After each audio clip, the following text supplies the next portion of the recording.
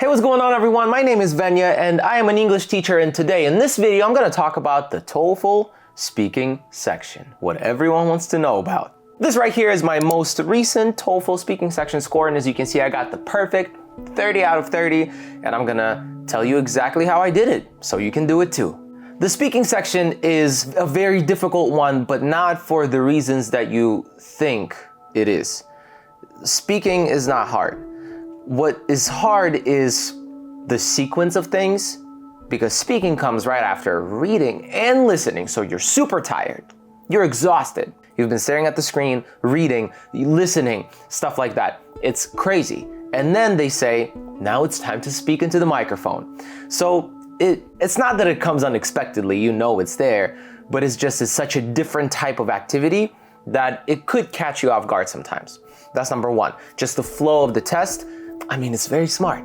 It's very smart because the speaking part is in a very challenging place. The next one is, of course, there are no correct answers. It's not multiple choice and you don't get your results right away. Obviously, you have to wait for someone to check it out and give you your score.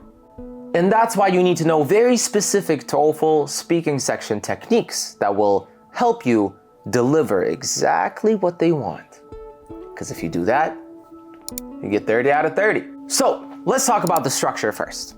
The TOEFL speaking section has 4 different questions. And while they are obviously going to be different for everyone, the type of questions that you get are all the same all the time, unless they change it in the future. These 4 questions are divided into basically 2 main types. Independent speaking, which is the first question, and then integrated speaking, which is the rest of them, basically. And in the computer version of the test, just the regular IBT and the home edition one, you will speak into a microphone. It'll be recorded and then assessed by a human grader, hopefully. I mean, no, it was like a ChatGPT joke, of course it is. So the first one is the independent task, and just like the name suggests, it's your independent thoughts. You don't have to reference anything really aside from your own ideas and opinions. And the basic, I guess, description of this type of task is you need to explain a choice. They will either give you this or that. Which one is better, right? So you have to pick one, or they will just ask you sort of like a more open-ended version of that same idea. Like, some people think that blah, blah, blah, blah. Do you agree, or do you think it's a good idea? So again, it's this or that. So you have to explain some kind of choice.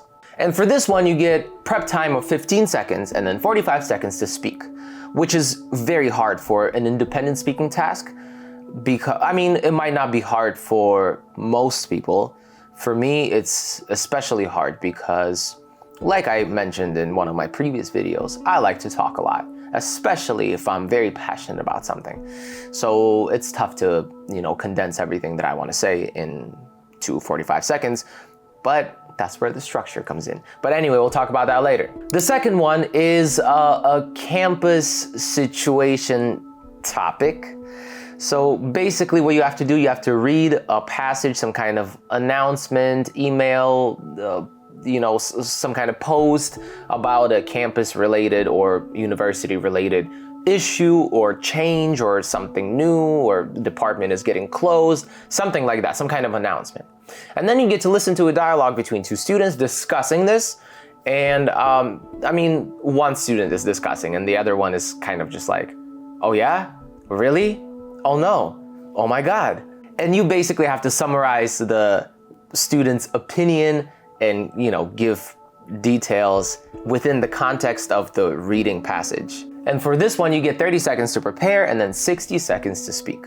Question type 3 is an academic course topic. And this is a general to specific question type. You will basically read a passage about some kind of academic subject, some kind of term, core concept. It's gonna just explain a concept. And it could be anything, school related, biology, sociology, arts, history, whatever, right? Just, it might be boring, so be ready for that. And then you will listen to a lecture. And in this lecture, a professor is going to basically teach a class on that same term, concept, topic, and provide examples of that idea or concept. And after you prepare for 30 seconds, you will have 60 seconds to basically summarize and convey and combine the information from the reading and the listening together into, a very simple, coherent sort of, this is the concept, one way we can observe it, second way we can observe it, bye. Not like that, please don't do it like that.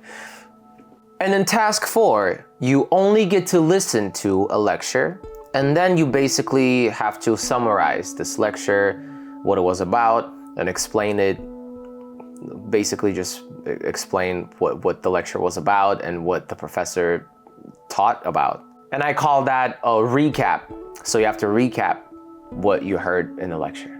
So here's how those speaking responses are scored. And you can look at it with me right now. So the first category you gotta hit is definitely delivery. Delivery is very, very important. It's something I look at as an English teacher when I do speaking assessments with my students, right? Delivery basically means how clear and smooth your speech is. Good pronunciation, it doesn't have to be perfect, but just good pronunciation, natural pacing, so don't try to speak too fast, and natural sounding intonation patterns. This is not a super big deal, but it does help because we don't want you to sound like a robot, and they don't either. The next one, of course, is language use, which is very important, how effectively you use grammar and vocabulary to get your point across. The next one, of course, is topic development, right? How fully you answer the question that they ask you.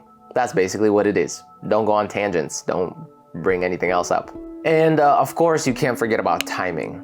You don't want to go over because you will get cut off. And you don't want to leave too much awkward silence at the end either. So you definitely want to make sure you fill all of that time that you are given to the best of your ability.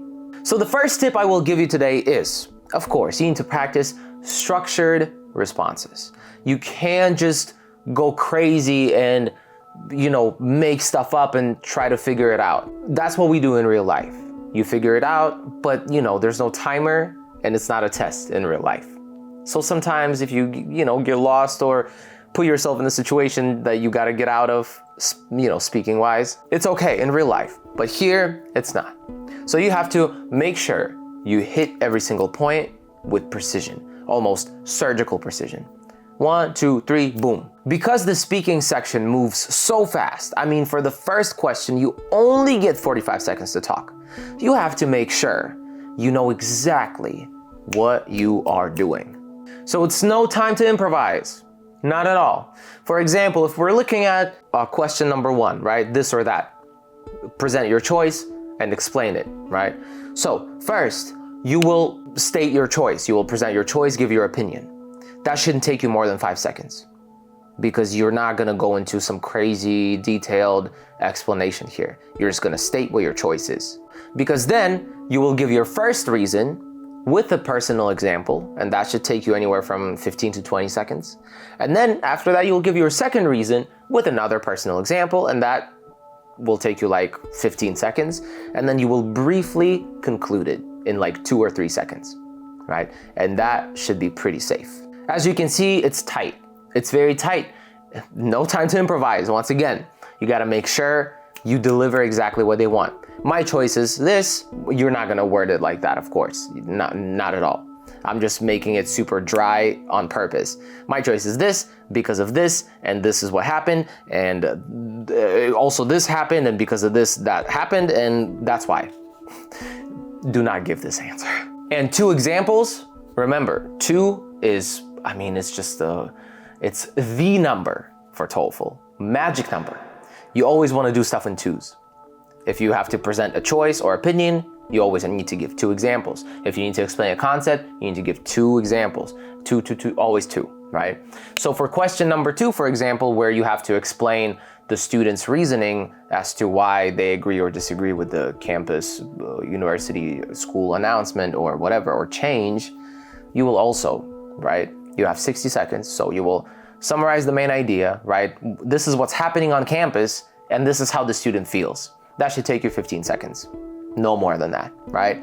Then you will give the first reason for about 20 seconds, second reason for about 20 seconds, and then you will conclude it briefly, again, just to put a nice little button on it. for like 5 seconds. And that should be a pretty safe space. Now for question number 3, same thing, exactly the same structure, right? You introduce the concept and define it if it's, of course, required, right? And that'll take you 10 seconds. Right? The lecture was about iPads, and what an iPad is a tablet that this company Apple makes. This will never be your answer, but I'm just giving you an example. And then you will give first example of this concept, second example of this concept. Each will take you like 20 seconds, maybe, give or take 2 extra seconds. And then you will conclude it for 5 seconds, 3 to 5 seconds, just to like, again, put a little button on it to make it nice, right? You want to wrap it up and make it nice. And for question number 4, because it's a little drier, because it's a recap of a lecture, you don't need to conclude it even, so you're fine. So you'll introduce the concept for about 10 seconds. You will give first point for about 25 seconds and then second point for about 25 seconds, and you're good. Sometimes it'll be only one example, but this one example will have 2 points or 2 instances or 2, there's always going to be 2. Even if it doesn't seem that way at first, always look for 2, always. So as you can clearly see, having that structure and really nailing the structure will help you with the timing of everything, as well as, it'll hold you back from going on crazy tangents, because that's what you do not want. So now that you know the structure, the next step would be to put together, some sort of expression list or word list that you can just pull from in your head and use for each structure, so you can just use them almost like automatically on autopilot during the test, and so that you don't have to, waste any time thinking about your answer. And I have created an online TOEFL prep course. This is my course, How to Score 100+ on TOEFL without trying too hard. And this course really breaks it down for you in terms of the test structure in general, and it gives you a lot of practice and, of course, templates. I am a big believer in templates. And what templates are, they are basically plug and play sort of answer structures with empty spaces for your specific answers to those specific questions. But all the expressions around them, the blank spaces, and the structure, that's what you need. I don't want you to show up feeling unprepared, or worse, be taken by surprise in the middle of the test. If you start freaking out, it's over. So rather than, feeling like a deer in headlights, or, feeling lost in the dark, my speaking templates provide that sort of peace of mind. And they really, really help you understand that I don't have to freak out about this. The information that I need to put in those blank spaces is gonna be given to me right now. All I gotta do is just listen or read, and both, and insert it in. But I have the answers. And because all the question types are the same, those templates work for everybody. And trust me, there's no better feeling than having a wide variety of just ways you can answer each question, and confidently, okay, this is question type 1, this is what I'm gonna say. This is how I'm gonna structure it. This question number 2, 3, 4, I know exactly what I'm gonna say. I just need to wait for that information to fill the gaps. So in my course, you do get all of the templates, everything you need for the speaking section. And this is my 30 out of 30 scoring, record-breaking template system. I use those exact same templates when I took TOEFL and got 30 out of 30. From my course. All you need to do is just practice them and learn them, and then your response will be like 80% ready. And then for the other 20%, you just need to actually fill the gaps. Tip number 2, make sure you use transition words and expressions to make sure your responses flow in a very natural and seamless, but still comprehensive and obvious way. It helps you organize your answers. It helps the people listening and grading understand, okay, this is the next part. Okay, this is the next section, right? So nothing is random and nothing comes out of nowhere. You want to make sure everything flows in a nice way. Stuff like, however, to introduce contrast, or first of all, you can say first of all, blah, blah, blah, blah, blah. That way, the person grading it, they understand, oh, okay, this is the first point. Great. They know they're gonna mark it, okay, first point, right? For example, if you say for example, they know, right? You want to make it as easy for them as possible. For example, they hear that, they know, okay, now I'm waiting for the example. And of course, in conclusion, they know it's almost done. They're like, okay, it's almost done. Very good, right? Stuff like that. So you want to make sure it's very obvious, but natural and seamless at the same time. The next tip is very important. When you practice those speaking questions, you want to make sure you do it with a timer a lot, because this time frame situation is weird. It's extremely weird. 45 seconds, 60 seconds, very specific, and it's just not pleasant. So you want to make sure your body and your brain and your mind and your soul and heart get used to the time frame. I need to express my opinion and give 2 personal examples and reasons in 45 seconds. I need to recap a whole academic lecture in 60 seconds. You need to get used to, so it's like muscle memory. So practice a lot with a timer. Timing yourself is, it's just crucial. You have to do it. Now, the next tip is specifically for question 1, because a lot of my students tend to struggle with this one. And this is something that I have done every single time on TOEFL, just as a little trick that really helps sometimes. Because when they ask you about a familiar topic, it's not something you think about all the time.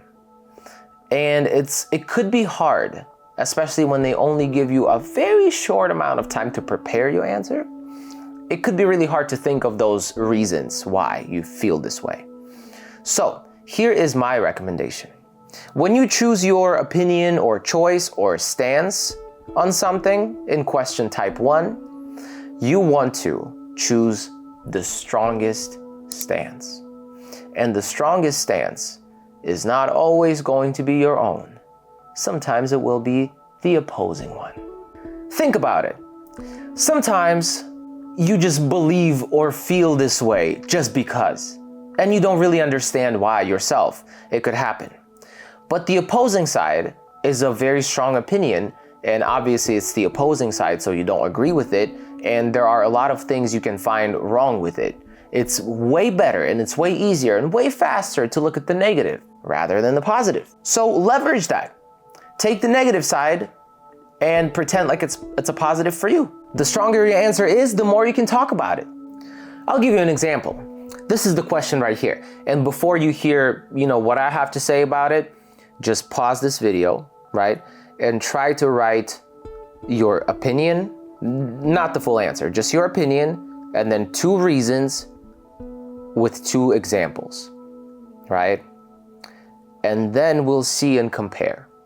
The question is, some companies have rules that forbid employees from using personal cell phones during work hours. Do you think this is a good idea?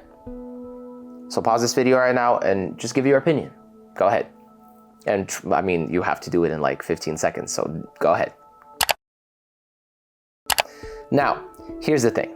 My opinion is I disagree with it. I don't think it's a good idea, right? Why?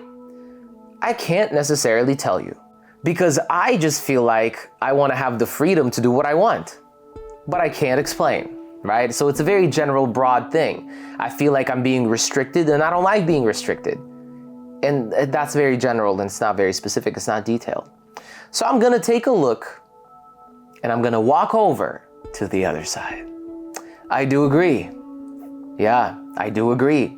You know why? Because number 1, if you are distracted by your phone, it affects your performance at work. For example, this one time, my coworker, Jerry, was always on his phone.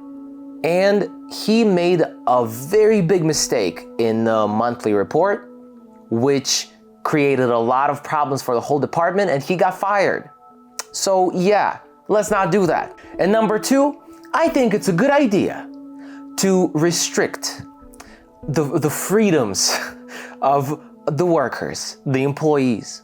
Because when they're at work in the office, they need to understand that they are working for the company. And 9 a.m. to 5 p.m., they are not the people that they are. They are company workers. So we need to rule them and whatever, right?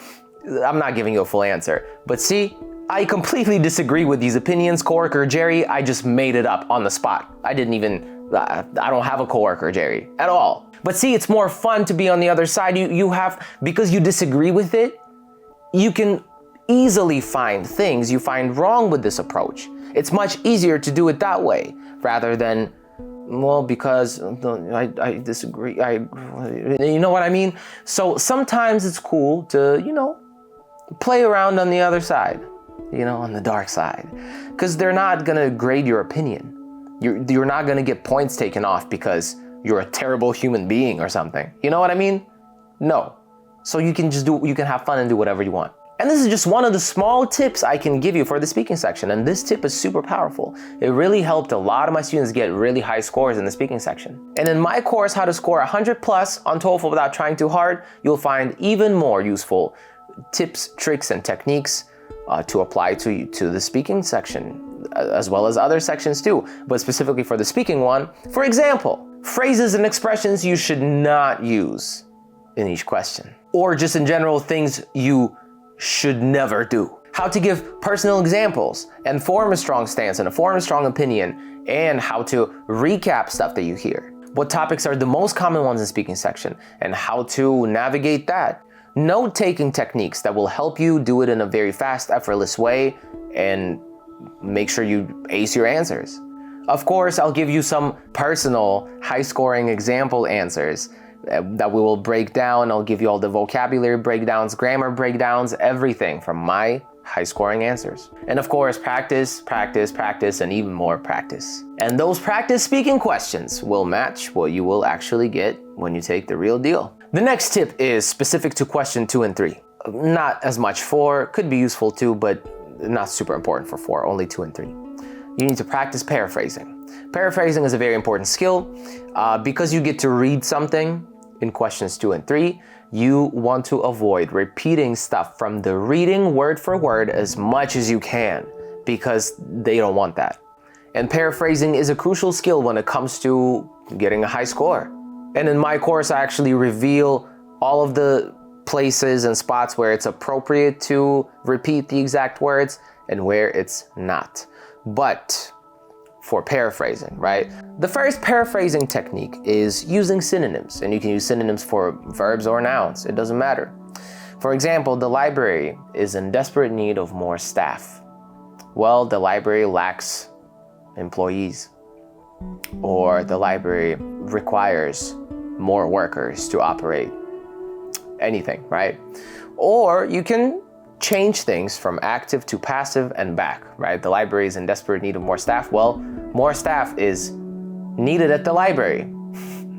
That's it. That's different enough. Or you can change the word order and really play around with the subject and object and verb in different fun ways. For example, the library is in desperate need of more staff. Well, more employees is what the library needs. There you go. And the last tip, of course, during your prep time, you want to make sure you are really practicing the recap, retelling, summarizing skills. And for that, you don't need to look any further than what you already do in your everyday life. You saw a funny TikTok video? That's great. Maybe after you send it to your friends, you want to take a moment to try to retell why this video was funny and what happened. You watched a really cool movie or a show? Well, try to retell what happened in that episode or in that movie. Why did you think it was cool? Why? Explain it in your own words. You witnessed something or you heard something from someone? Retell that in your own words. And try to make all of that short and sweet, right? This is a daily ritual that you can just introduce into your prep routine that will take you to the next level super fast. And this is everything I have for you today. In this video, I shared the most important tips when it comes to the speaking section of TOEFL. Please sign up for my course to learn more and actually get a full prep situation going for yourself. You won't regret it. Trust me, this course took me a long time to create, prepare, fix, revise, and whatever the case may be. It took me a long time, and it's finally great. And I've used it on many students already, so myself included. So check it out. The link is going to be in the description box down below. As always, please subscribe to the channel if you haven't, and give this video a quick thumbs up if you liked it. And I have more for you to watch on this channel as well, and more is coming. TOEFL season is here, and we're ready to kill it. Kill it is it's an idiom, means to like do it very well. Anyway, I'll see you in the next one. Bye.